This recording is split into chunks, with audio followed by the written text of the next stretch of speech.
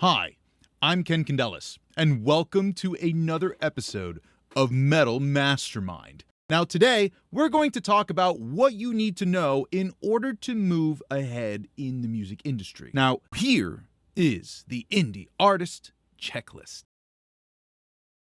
Do you want to pursue a music career, but maybe you're not really knowing where to begin? You kind of feel like you're in a needle in a haystack sort of situation.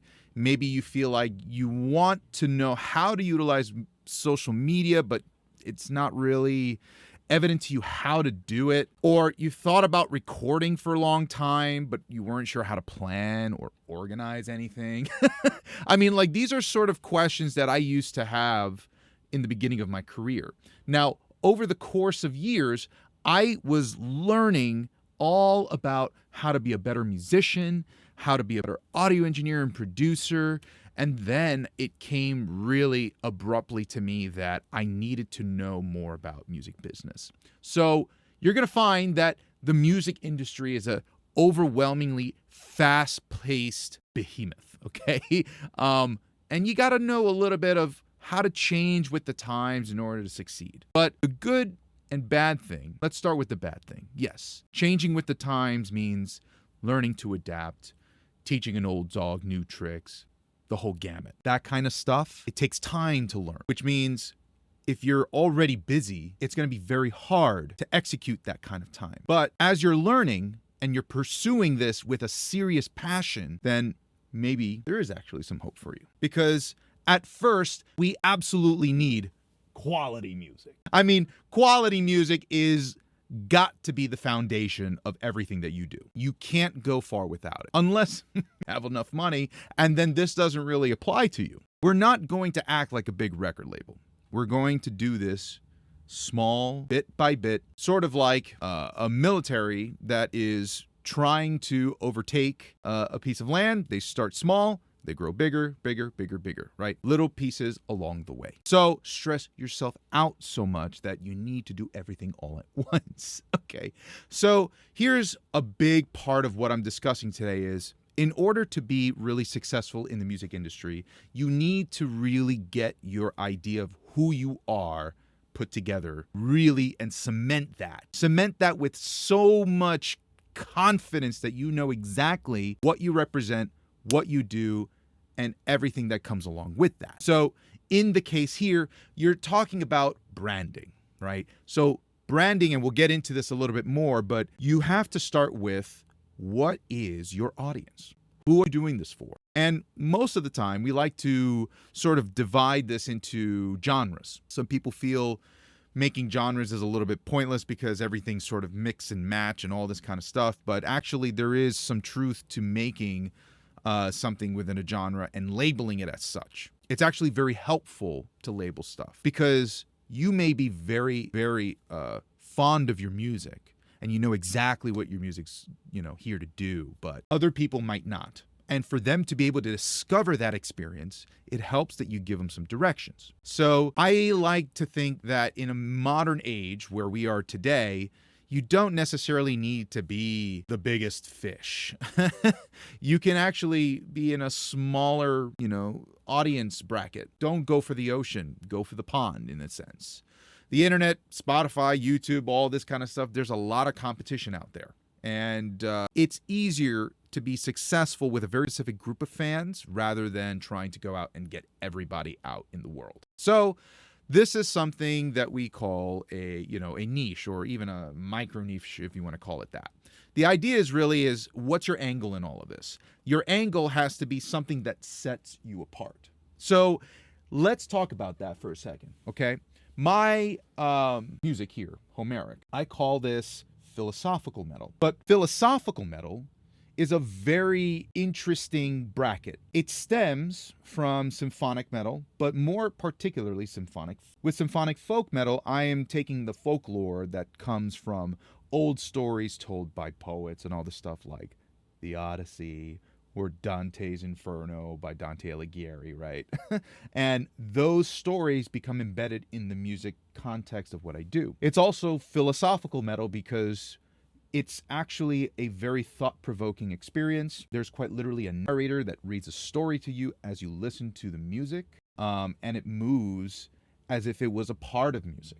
So philosophical metal is my spin. It's how I do my storytelling.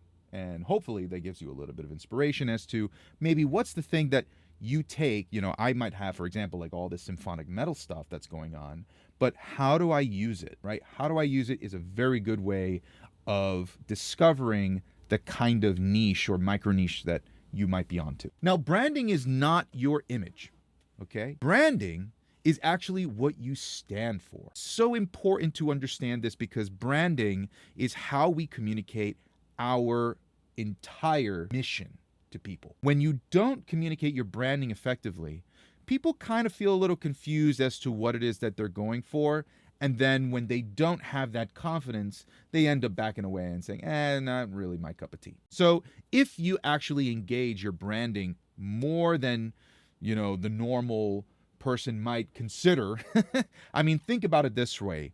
Coca-Cola. Why do you drink Coca-Cola? Well, for one, you know exactly that Coca-Cola is always going to taste like Coca-Cola, which means that you have built trust with that brand for its consistency. So in doing that, being consistent means to also create all the assets that are around your music the same. You should have the same profile picture on all socials. You should have the similar color schemes around everything that you do for all your graphics. Your music should reflect the colors that you use. Maybe there's a theme going on that you hang on to. For example, mine's is Dante's Inferno. That's definitely going to bleed into how I talk, how I present all of my copywriting, which is how you write in a salesperson way, okay? So if you get into marketing your music, this is sort of the lingo of sales. Basically, that's all it is, the language of sales.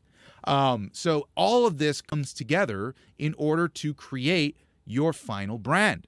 And it's a thing that can mature over time as well.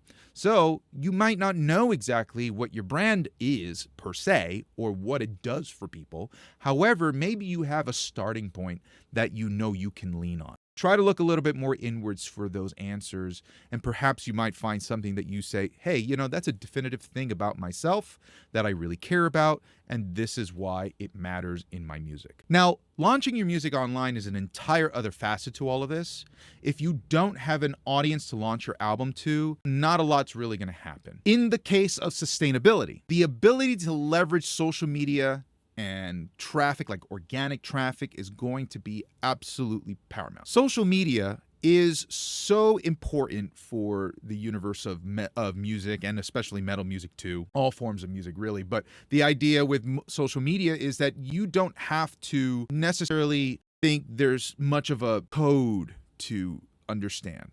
Social media is actually a lot more straightforward than you might think. I break down social media into 3 Ps: personal posts, professional posts, and promotional posts. If you do those, you can kind of cycle between that information in order to help give more value to your audience. The other part to this is understanding how to read your audience. And there's a very good acronym in the world of marketing called AIDA, A-I-D-A. AIDA means attention, interest, desire, and action. And so with those, what you can do is essentially give somebody a journey, right?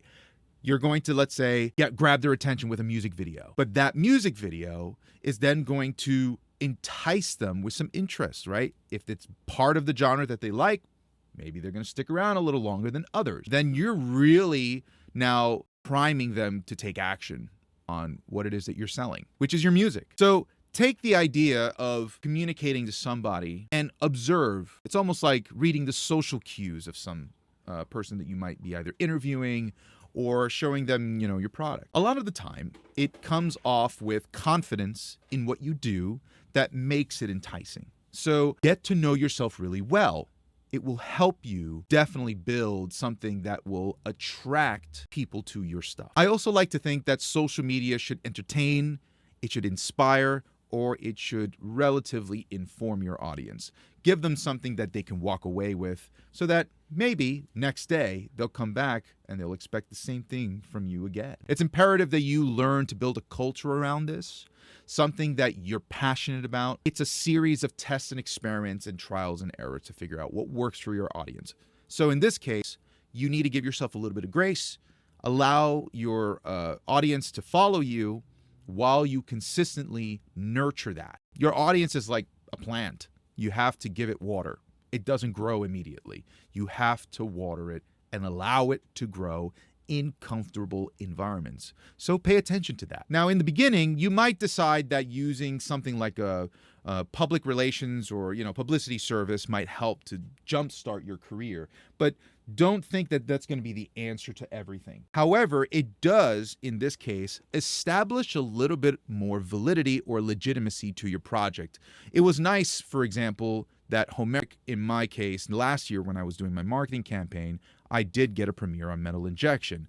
For a very long time, that was a big goal of mine. I'm glad I achieved it. However, did it make life-changing, things? Not really, but it allowed me to at least have some backing to say, you know what? This is not really a hobby anymore. This is really a professional thing. And that's where we come to the next phase of all of this, right? How do you get to become a professional musician? Dedication, time, all the effort that you do into making your music, you have to back that up with a plan. There is a very good exercise that you should employ, and it's an annual planning exercise. Thinking about the budgeting that you do with your money, the time that you spend on the things that you want to experience, how much you put time into your music versus other times like wasting time. What are those elements and what's important to you, and how can you become productive or more productive than you already are in order to continue to pursue your passion? Those kinds of questions are where you need to focus a lot more of your time than you think you thought you might. A lot of introspection and reflection is very useful in the music industry because nobody really tells you what you have to do because it's all on you anyway, which means everybody's experience is going to be different. But there are some universal things that tend to be predictable. So marketing, very important part of it. We're going to dive into other aspects, but I felt that in a video like this, an indie checklist, make sure you got your branding, your consistency with your images, the music, the brand of the message, right? You want to make sure that's consistent. You want to make sure that all of your socials are very similar and they're easy to access. Do you have a website? Did you get your music mixed and mastered professionally? Is it quality music? Are you proud of what you've done, right? If you're going to go into advertising and publicity, when is the right time?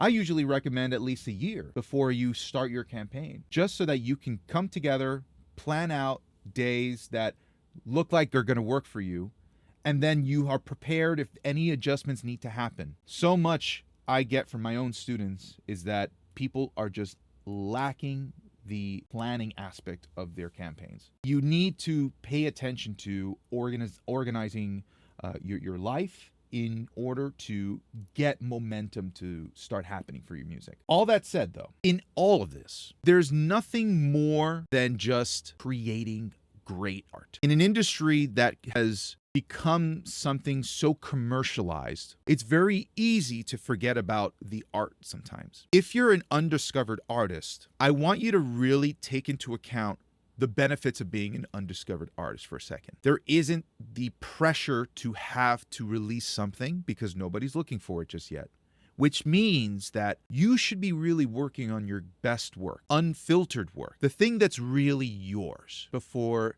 you start piling on all this stress. Think about that for a moment. And I hope that it gives you some pause to figure out what you want to do next in your music career. So, that being said, always remember to create your own sound.